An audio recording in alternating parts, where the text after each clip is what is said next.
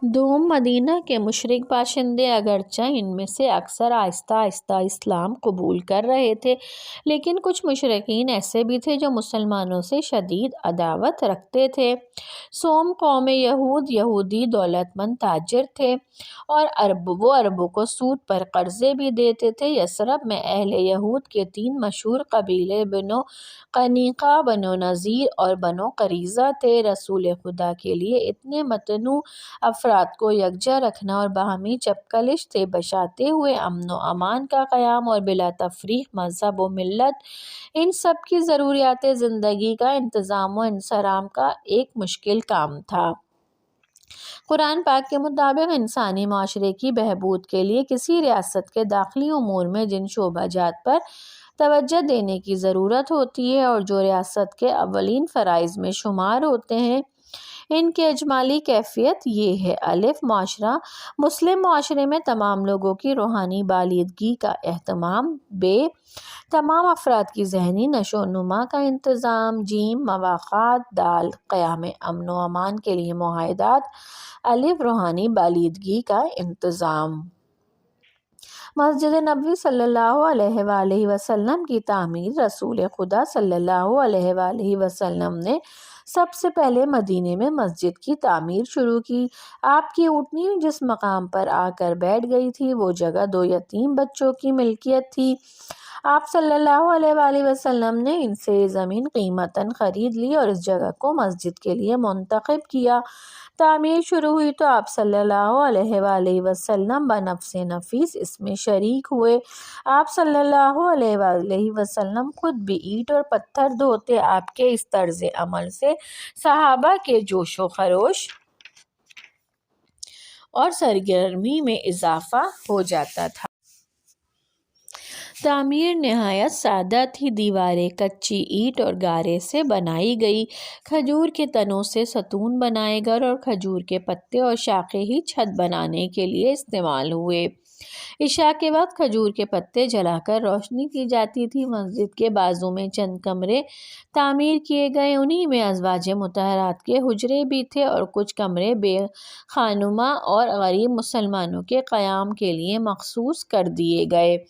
یہ مسجد ادائیگی نماز کے علاوہ ایک مکمل جامع تھی جس میں مسلمان اسلامی تعلیمات کا درس حاصل کرتے اور یہی مسجد آپ کے امور ریاست طے کرنے کے لیے استعمال ہوتی، یعنی ایک طرح سے مرکزی دفتر یا موجودہ اصطلاح میں سیکریٹریٹ تھی۔ صفا اور اہل صفا: مدینہ منورہ میں مسجد نبوی کے باہر ایک چبوترا تھا، اس پر مسجد نبوی کی طرح کھجور کے پتوں کا ایک چھپر ڈال دیا گیا تھا۔ بے خانمہ صحابہ کرام اس چبوترے پر قیام کرتے تھے اور دن کے وقت دوسرے صحابہ کرام کے ساتھ اس چبوترے پر بیٹھ کر قرآن مجید یاد کیا کرتے تھے۔ اصحاب صفا خود بھی علم حاصل کرتے اور نومسلم جماعت کو بھی قرآن کی تعلیم دیتے تھے۔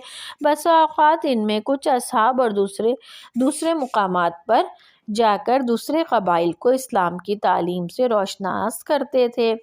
جو لوگ دوسرے علاقوں سے تعلیم حاصل کرنے آتے وہ یہاں ٹھہرتے، یعنی یہ ایک قسم کا مسافر خانہ بھی تھا اور درس و تدریس کا مرکز بھی۔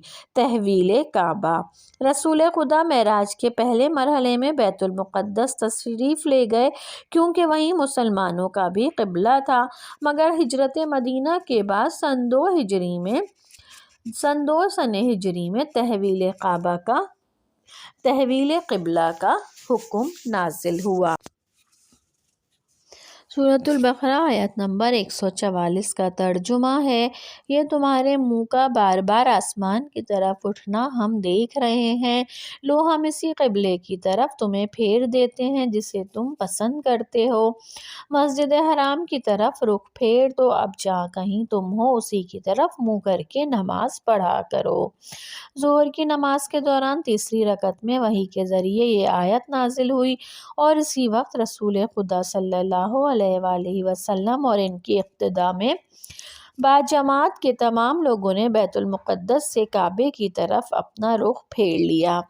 تحویل قبلہ کا حکم اس امر کا غماز ہے کہ بنی اسرائیل کی امامت کا دور ختم ہو چکا اور اب اصل مرکز ابراہیمی کی طرف رخ کرنے کا وقت آ گیا ہے۔ جس جگہ یہ حکم نازل ہوا وہاں آج بھی مسجد قبلتین موجود ہے۔ بے ذہنی نشو و نما اور درس و تدریس کا انتظام۔ اللہ تبارک و تعالیٰ نے حصول علم بنی آدم کی سرشت میں ڈالا اور علم حاصل کرنا اس کی فطرت میں داخل ہونے کے علاوہ اس کے لیے فرض بھی کیا گیا۔ اللہ تعالیٰ نے روز آفرینش فرشتوں کو آدم علیہ السلام کو سجدہ کرنے کا حکم دیا تھا اور وجہ یہ بتائی تھی کہ میں نے اسے علم عطا کیا ہے اور یہ علم ہی اس کے اشرف المخلوقات ہونے کا باعث ہے۔ قرآن کہتا ہے، آیت نمبر 31 سورہ بقرہ کی آیت ہے جس کا ترجمہ ہے، اور اس نے آدم کو سب چیزوں کے نام بتائے، یعنی تمام باتوں کا علم دیا۔ ارشاد ربانی ہے۔ سورۃ المجادلہ آیت نمبر 11 کا ترجمہ ہے، اور جن کو علم عطا کیا گیا ہے اللہ ان کے درجات بلند کرے گا۔ پھر قرآن کریم میں اللہ تعالیٰ نبی کریم کو دعا مانگنے کا طریقہ بتاتے ہوئے فرماتے ہیں۔ سورہ طٰہٰ آیت نمبر 114 کا ترجمہ ہے، اور دعا کرو، کہو کہ اے میرے رب مجھے اور زیادہ علم عطا فرما۔ خود نبی کریم صلی اللہ علیہ وآلہ وسلم نے فرمایا، جس حدیث کا ترجمہ ہے، علم حاصل کرنا ہر مسلمان مرد و عورت پر فرض ہے۔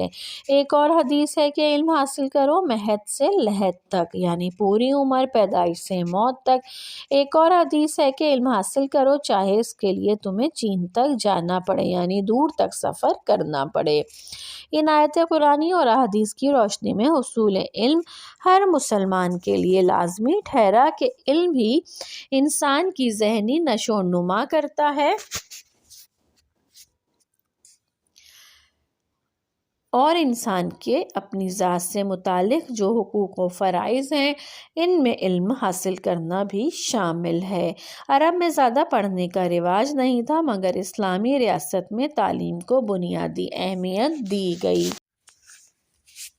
حضور اکرم صلی اللہ علیہ وآلہ وسلم نے حضرت مصعب بن عمیر کو ہجرت سے پہلے معلم بنا کر مدینہ منورہ بھیج دیا تھا۔ اس وقت گنتی کے چند اعصاب لکھنا پڑھنا جانتے تھے۔ آپ نے انہیں دوسروں کو لکھنا پڑھنا سکھانے پر مأمور کر دیا تاکہ مسلمانوں میں لکھنا پڑھنا جاننے والے افراد کی تعداد تیزی سے بڑھے۔ کچھ صحابہ کرام نے مختلف ممالک کی زبانیں سیکھی۔ مسلمانوں کو تعلیم دینے کے لیے غیر مسلم جنگی قیدیوں کو فدیہ کے بدلے تعلیم دینے کے لیے بھی کہا گیا۔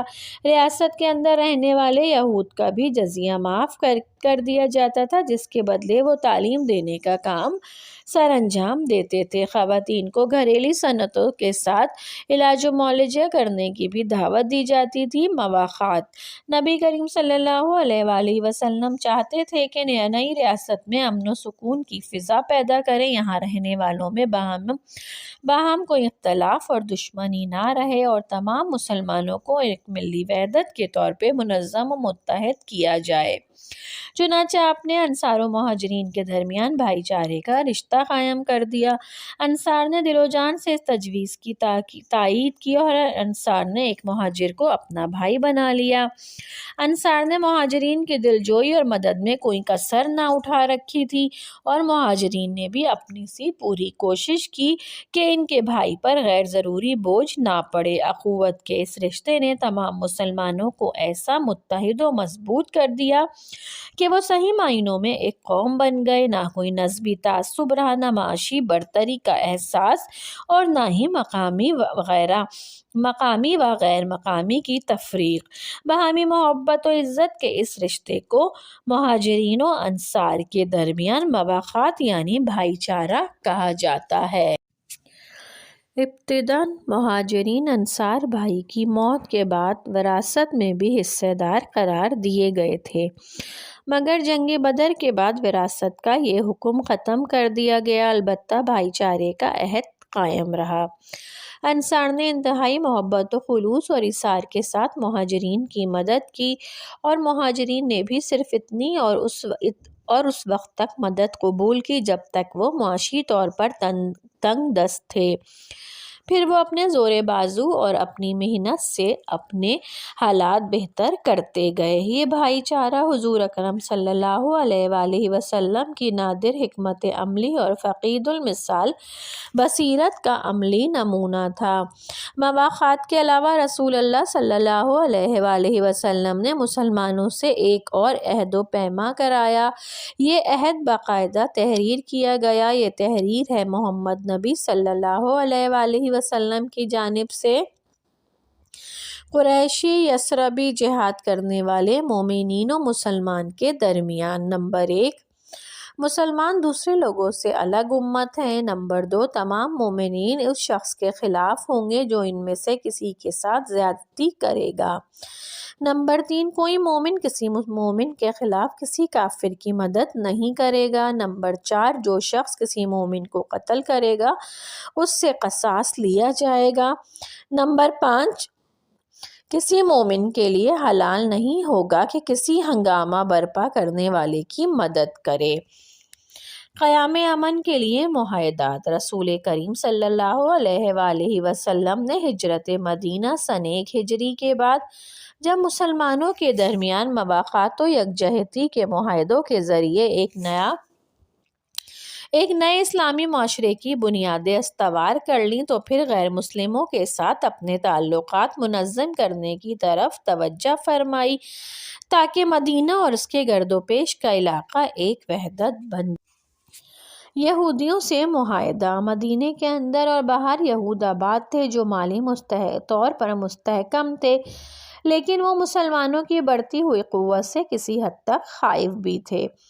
دراصل وہ خود ایک تذبذب کا شکار تھے۔ اول اس لیے کہ وہ خدائے واحد کو مانتے تھے، اہل کتاب تھے، روزے رکھتے تھے اور بیت المقدس کی طرف منہ کر کے نماز پڑھتے تھے جو اس وقت تک مسلمانوں کا بھی قبلہ تھا۔ بعد ازاں جب مسلمانوں کو خانہ کعبہ کی طرف نماز پڑھنے کا حکم آ گیا تو بیت المقدس کو قبلہ اول کہنے لگے۔ دوم اس لیے نہیں، اس لیے کہ انہیں معلوم تھا کہ تورات میں آخری نبی یعنی حضرت محمد صلی اللہ علیہ وآلہ وسلم کی آمد کی پیش گوئی کی گئی ہے۔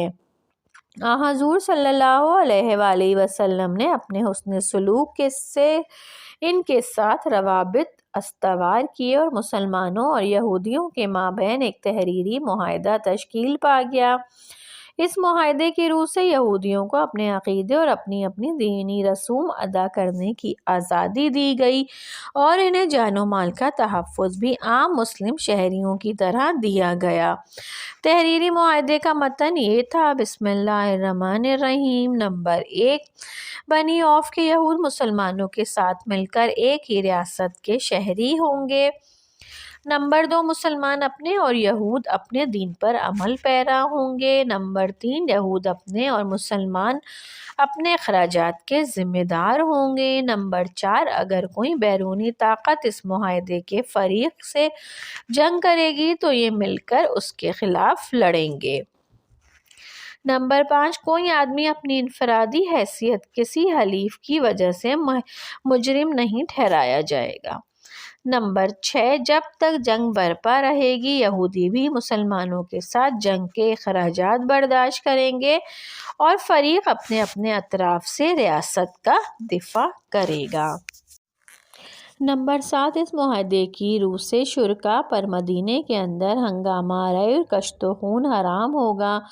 نمبر 8، قریش اور اس کی مددگاروں کو پناہ نہیں دی جائے گی۔ نمبر 9، یہ معاہدہ کسی ظالم یا مجرم کی آڑ نہیں بنے گا، مظلوم کی مدد کی جائے گی۔ نمبر 10، اگر معاہدہ کے فریقین میں کسی بات پر جھگڑا ہو جائے تو اس کا فیصلہ اللہ کے فرمان کے مطابق محمد رسول اللہ صلی اللہ علیہ وآلہ وسلم کریں گے۔ یہ معاہدہ حضرت صلی اللہ علیہ وآلہ وسلم کا ایک سیاسی کارنامہ ہے۔ اس میں رواداری اور کشادہ دلی کے ایسے قوانین تھے جن کی نظیر دنیا بھر میں نہیں ملتی۔ بنی عوف کے بعد یہودیوں کے دوسرے قبائل بنی قریظہ، بنی نذیر اور بنی قینقاع بھی اس کی افادیت کو دیکھتے ہوئے اس معاہدے میں شریک ہو گئے۔ نجران کے عیسائیوں سے بات چیت۔